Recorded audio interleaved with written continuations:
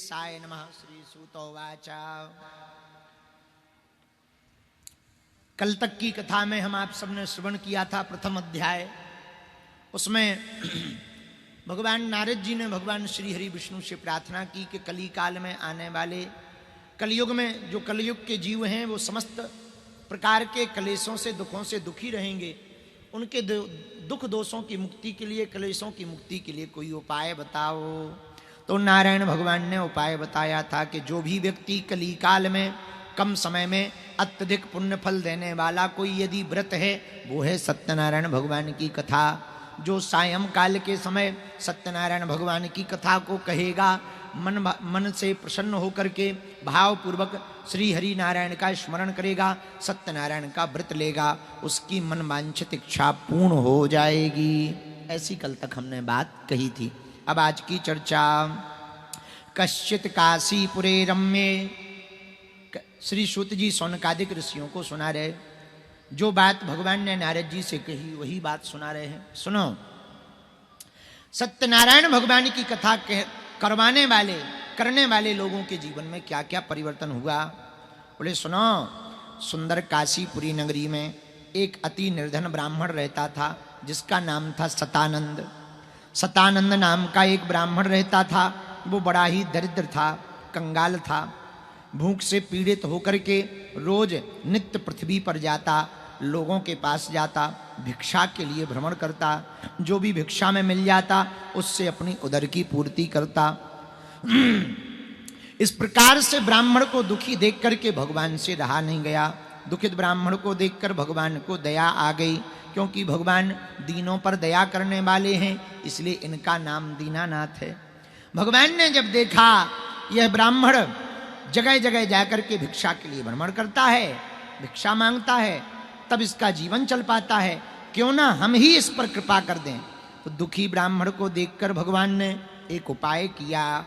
एक बूढ़े वृद्ध का रूप धारण किया और बूढ़े ब्राह्मण का रूप धारण करके आदर पूर्वक ब्राह्मण के पास जाकर के नमस्कार किया। हे ब्राह्मण, आपकी जय हो। आप बताओ, दुखी होकर के यहां वहां क्यों घूमते हो? नित्य पृथ्वी पर क्यों भ्रमण करते हो? हे द्विजोत्तम, हम तुमसे सब कुछ सुनना चाहते हैं, कृपा करके हमें सुनाइए। गरीब ब्राह्मण ने कहा, हे भगवान, मैं एक दरिद्र ब्राह्मण हूँ, दीन हूँ, हीन हूँ, भिक्षा के लिए दिन भर पृथ्वी पर घूमता हूँ, उसी से अपने उदर की पूर्ति करता हूँ। हे प्रभु, और हमारी जीविका का कोई दूसरा उपाय नहीं है। आपके मन में, आपके पास ऐसा कोई उपाय हो जिससे मुझे इस भिक्षा याचन से मुक्ति मिल जाए तो कृपा करके बतलाने का कष्ट करें। उन वृद्ध रूपी भगवान ने ब्राह्मण से कहा, हे ब्राह्मण देवता, दरिद्रता को दूर करने वाला, धन धान को बढ़ाने वाला, निर्धन को धनवान बनाने वाला, संतानहीनों को संतान देने वाला, मनोवांछित फल को पूर्ण करने वाला, मन इच्छा को पूर्ण करने वाला एक पुण्य व्रत है, जिसके करने से हे ब्राह्मण आपकी यह पीड़ा दूर हो जाएगी, आपकी यह बाधा दूर हो जाएगी, आपका दुख दूर हो जाएगा और आप इस संसार के सभी सुखों को भोग कर अंत में भगवान के धराधाम को जाओगे। वृद्ध रूपी भगवान ने और ब्राह्मण देवता को पूरा विधान बतलाया। ब्राह्मण ने हाथ जोड़ करके कहा, प्रभु कहिए वो कौन सा व्रत है? वृद्ध रूपी भगवान ने कहा, हे ब्राह्मण, वह कोई और नहीं, स्वयं श्री सत्यनारायण भगवान का व्रत है। जो भी सत्यनारायण का व्रत करेगा उसका कल्याण हो ही जाएगा। ब्राह्मण देवता को विधान बतलाया। विधान बतला करके भगवान अंतर ध्यान हो गए। अंतर ध्यान हुए तो पंडित जी ने मन में सोचा, भगवान तो चले गए हैं, वह वृद्ध रूपी जो भगवान आए थे वो तो चले गए, उपाय बता गए हैं, लेकिन अब हम उपाय करें कैसे? हम तो निर्धन हैं, कुछ हमारे पास है ही नहीं, सत्यनारायण करें कैसे? बड़ा उपाय बता गए हैं। साठी का चूर्ण, पंजीरी, प्रसाद, केला का फल, पंचामृत, पंचमेवा, ये सामान आएगा कहाँ से? हम तो भिक्षा याचन करके पेट पालते हैं। ऐसा मन में सोचने लगी। मन में बड़ी चिंता थी, दिन भर भिक्षा मांगी, इसी चिंता में रह के कुटुंब का तो पेट भर नहीं रहा, सत्यनारायण जी कहाँ से करवा लें? पेट भरे तब भगवान का भजन के लिए कुछ व्यवस्था करें, पेट भरता नहीं है, सत्यनारायण जी कहाँ से करवाएं। इसी चिंता में शाम को ब्राह्मण घर आए, रात भर निमग्न चिंता में रहे ब्राह्मण, नींद नहीं आई। प्रातःकाल उठे, संकल्प लिया एक उपाय है, एक दिन हम लोग भोजन नहीं करेंगे तो चल जाएगा, लेकिन आज जो भी भिक्षा में हमको मिलेगा इसी से हम सत्यनारायण भगवान का व्रत करेंगे। ऐसा संकल्प उस ब्राह्मण ने ले लिया कि जो भी आज मिलेगा उससे सत्यनारायण भगवान का पूजन करूंगा। यह संकल्प मन में करके ब्राह्मण भिक्षा के लिए चला। भैया जैसे ही भिक्षा के लिए चला तो उस दिन उस पर भगवान की बड़ी कृपा हो गई। बोलो क्यों? जा पर कृपा राम की होई, ता पर कृपा करहीं सबको। जिस पर राम जी की कृपा हो जाती है उस पर सबकी कृपा हो जाती है। तो जैसे ही ब्राह्मण देवता भिक्षा याचन के लिए गांव में गए तो उस दिन उसको इतनी भिक्षा मिली कि अन्य दिनों के मुकाबले 4 गुना धन मिला। ब्राह्मण देवता बड़े प्रसन्न भय, जय हो प्रभु, आज ही संकल्प लिया, आज ही कृपा हो गई। भिक्षा याचन करके सामग्री को लेता हुआ साथ में आया। उस दिन ब्राह्मणों को बुलाया, बंधु बांधवों को बुलाया, बंधु बांधवों को बुला करके प्रसन्नता पूर्वक, भक्ति पूर्वक, श्रद्धा पूर्वक उसने सत्यनारायण भगवान का पूजन किया, ब्राह्मणों को भोजन कराया, रात्रि में जागरण किया। सुनो, सत्यनारायण सुनने के बाद रात में जागना चाहिए। यजमानों को यदि कल ना जाना हो ना तो कल रात ऐसा कुछ करना चाहिए कि यहीं पर कीर्तन 12-1 बजे तक तो जग करके कर ही लें, अच्छा रहेगा, बढ़िया। कल कथा पूरी हो जाएगी। ये कल यहीं पंडित जी जब हवन कराएंगे तो रात को यहीं कीर्तन करना, यहीं 12-1 बजे तक। तो जाना हो तो बात अलग है, जाना ना हो तो यहीं 12-1 बजे तक कीर्तन करना। रात्रि काल में पूजन कीर्तन किया, जप किया। ब्राह्मण ने जब इस विधि से सत्यनारायण भगवान का पूजन किया, व्रत किया, तो पूजन और व्रत के प्रभाव से ब्राह्मण सभी दुखों से मुक्त हो गया एवं संसार की समस्त संपत्तियों को पा गया। अब तो वह ब्राह्मण इतना प्रसन्न हुआ, हर महीना सत्यनारायण भगवान का व्रत करवाने लगा। वह ब्राह्मण अति प्रसन्न हो गया। उससे वह ब्राह्मण समस्त पापों से छूट गया एवं भगवान श्री हरि की विशेष कृपा को पा गया। भैया सत्यनारायण भगवान का यह व्रत है ही ऐसा।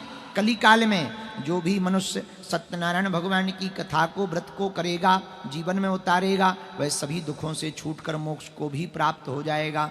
भगवान श्री हरि ने इस व्रत का प्रभाव ऐसा नारद जी से कहा।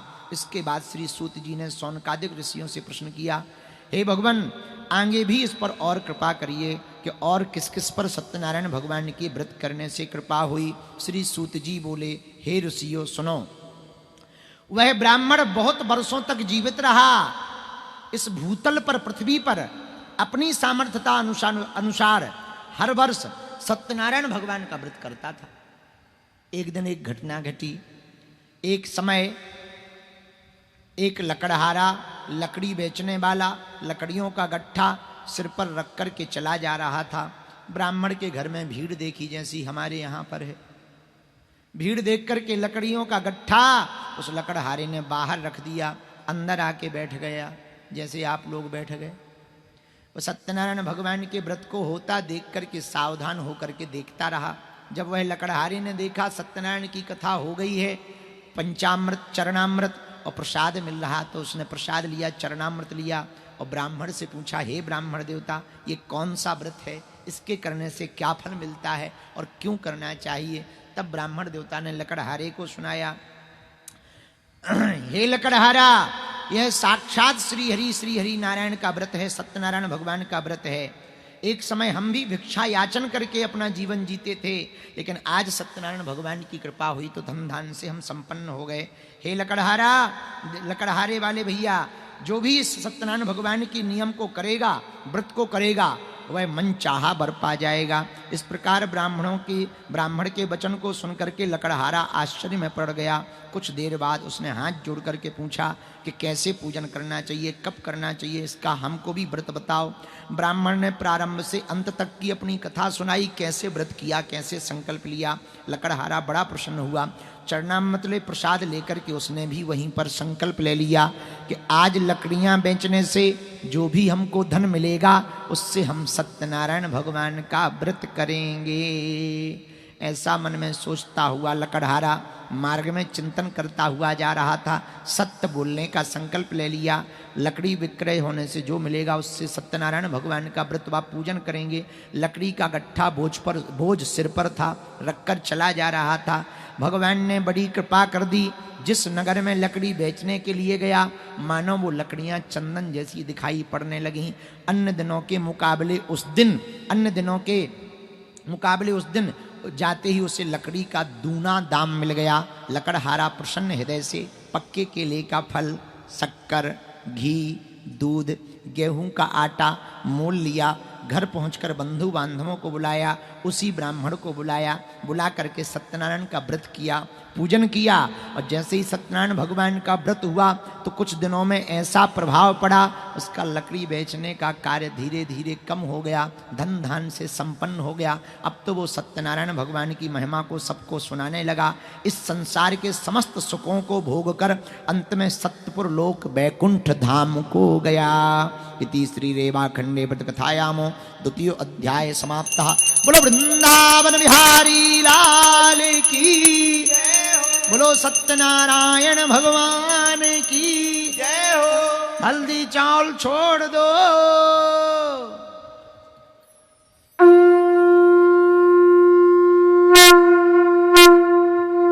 भाई आदमन पे नहीं फेंकने भी देवता नो, चावल लोगन के मूड पे नहीं चढ़ाऊने, भगवान पे चढ़ाऊने।